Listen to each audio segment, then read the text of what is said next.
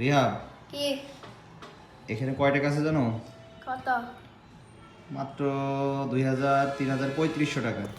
একটা চ্যালেঞ্জ আছে, কি চ্যালেঞ্জ? যদি পারো তাহলে এই 3500 টাকা তোমার, কি চ্যালেঞ্জ? আর যদি না পারো তাইলে চাইলে কি? তাইলে নীল ডাউন দিতে হবে 2 মিনিট, ঠিক আছে?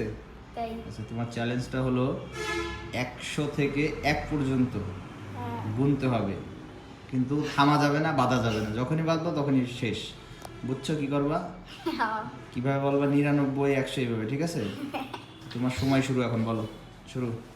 100, 99, 98, আরে গেছো, যাও যাও যাও, নীল ডাউন দাও, যাও যাও।